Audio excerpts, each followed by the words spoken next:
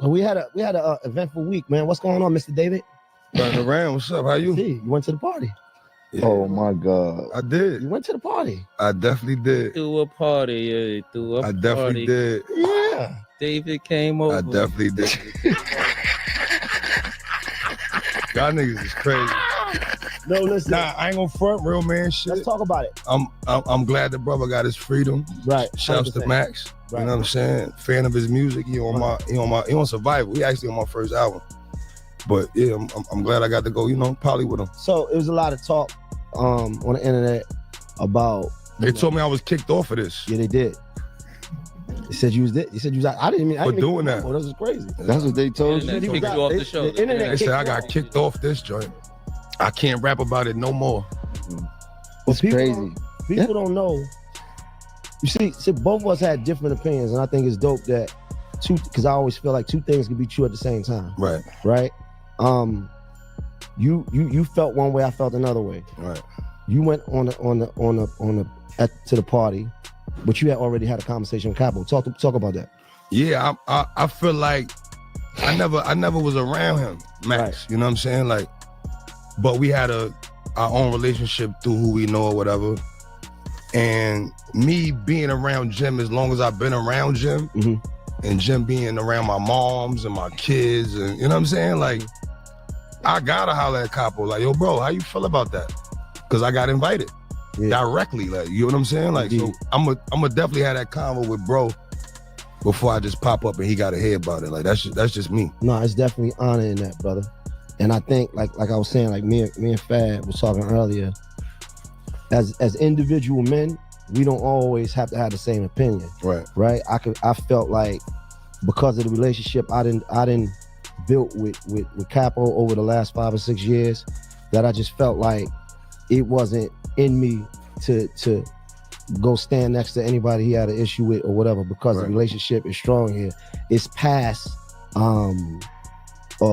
professionalism, right? So we got a personal relationship. I feel like as a friend, the word friend people throw around, brother.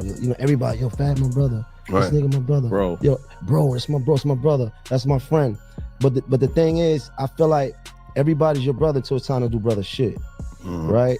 When you got a friend, the word friend, that comes with responsibilities. Right. You see what I'm saying? As a friend, it's certain things I'm gonna do. As your friend, you should be able to trust me around your wife. Right. You should be able to trust me around money. Right. If you took a fall, I should be able to be there for you. Right. No matter what it is. Right. And the way I look at life, I just felt like, and it was no disrespect to, Max or anybody, because me and him got a relationship too, but I just wanted to make it clear where I stood as a man. Those are my principles, not nobody else. So I think it's dope that we could be able to have that conversation right here, because I felt like niggas was thinking it was something else. Nah, I feel like with me it's like, and I agree with you 1,010%. I love this nigga. Yeah. You know what I'm saying? Like, but I'm not into trying to figure out what niggas is going through. Right. You get what I'm saying? Like, Capo know how I feel about him. He knew me since I was 18, 19 years old. You know what I'm saying? Like, this ain't nothing brand new. This ain't let me go over there for the cloud or for the cameras. Nah.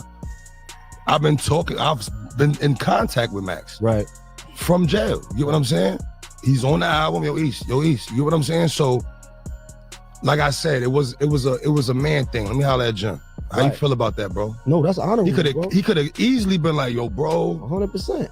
I don't, you know what I'm saying? Like, we had our own one on. You get what I'm saying? So I felt like I'm not gonna be put in a space where I'm leaning on no side. You get what I'm saying? Like, I fuck with boy, I fuck with Capo. Like, I'm not picking a side. Like, that ain't me. That's respectable. You know what I'm saying?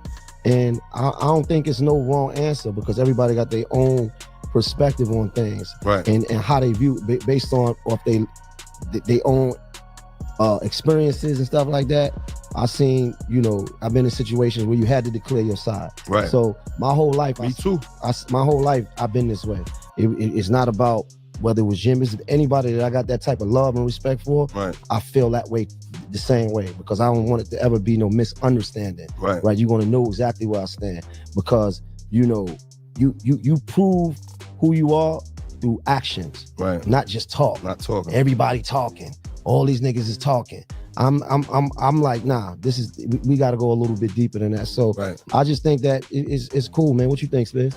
I think we spoke earlier, and even a couple weeks back, I was talking about the strength of relationships, and I think we here on this, besides the podcast, we built, you know what I'm saying, a brotherhood between us. Right.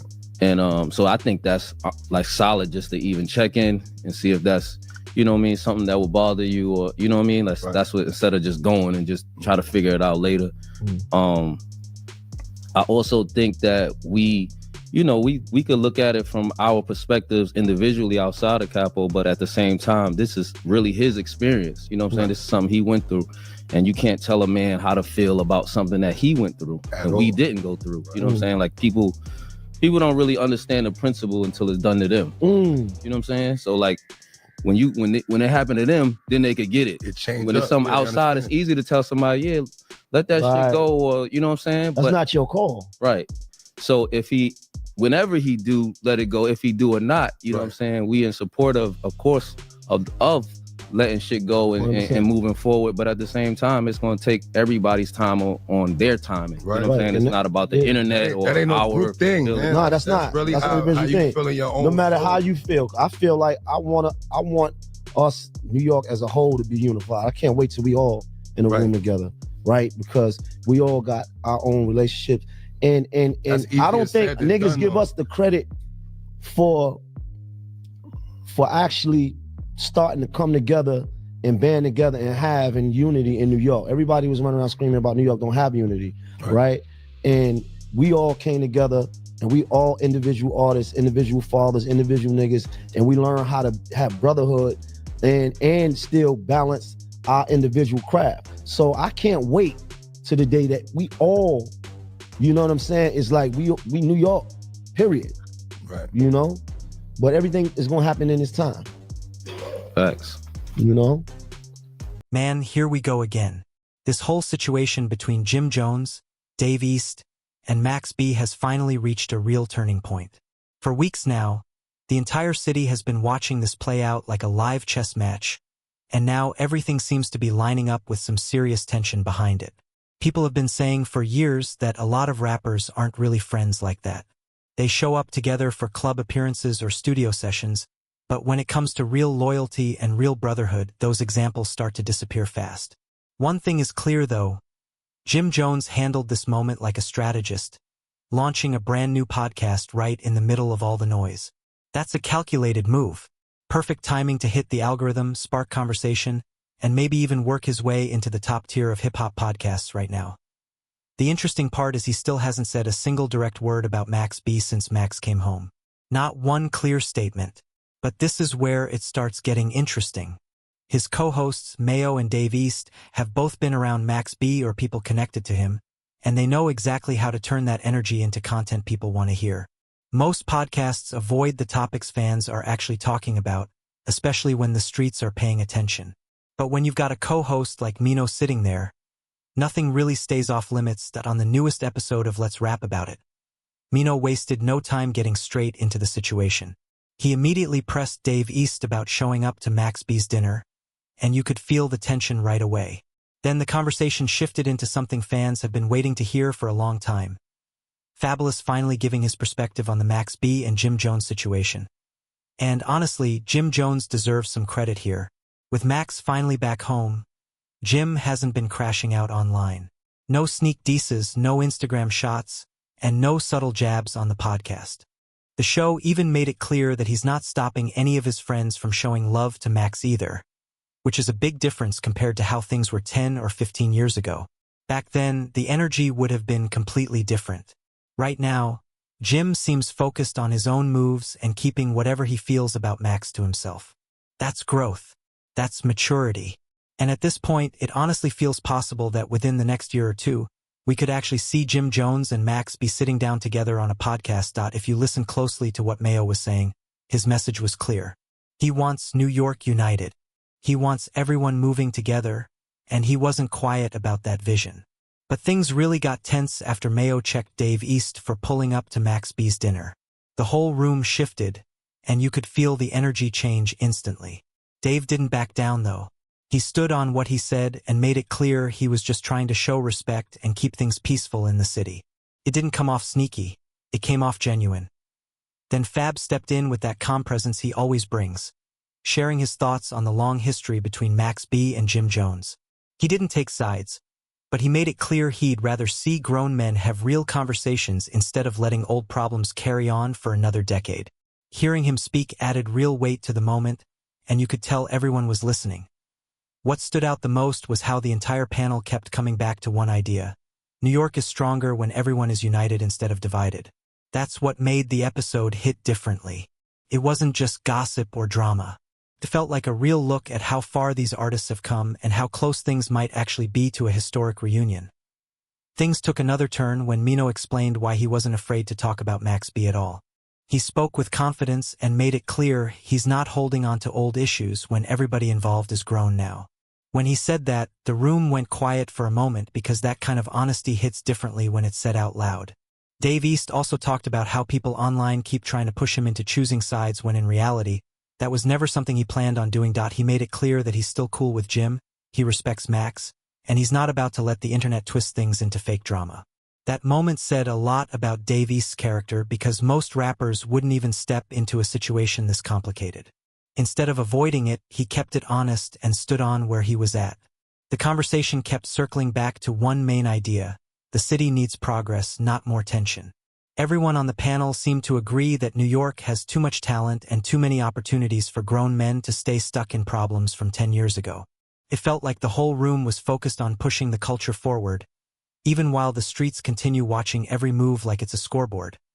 Just when it seemed like the conversation was starting to cool off, Mino brought up another heavy point that shifted the energy again. He explained that most people only see the headlines, but they don't really understand the history behind these situations. He made it clear that what happened between Jim Jones and Max B was real grown man business, not something that started on the internet. That reminder added weight to the discussion and showed just how long these issues have been sitting unresolved. Dave East then spoke about how the younger generation looks at the situation completely differently. He pointed out that most fans today want music, unity, and real energy from the city instead of seeing the same old conflicts resurface every few months. Hearing that perspective really highlighted how much the culture has changed since the early 2000s. Then Fabulous stepped in with another strong point, saying that nobody really wins when the city stays divided. He talked about how powerful New York could be if these legendary names actually stood side by side again instead of staying separated. That moment had everyone thinking because the idea of Max B and Jim Jones finally being in the same space again would be a huge moment for the culture. By that point, it started to feel clear that whatever conversations may have already happened behind the scenes aren't coming from a place of hostility anymore. The energy feels different now, like the next real step might just be a face-to-face conversation where everything finally gets addressed. Compared to how things were years ago, this situation looks a lot closer to peace than most people realize. Now I want to hear what you think about how they handled that discussion. What do you think it would take for Jim Jones and Max B to finally sit down in the same room? Drop your thoughts in the comments. Make sure you subscribe to Legacy Loyalty, share the video, hit the like button, and help push this story even further.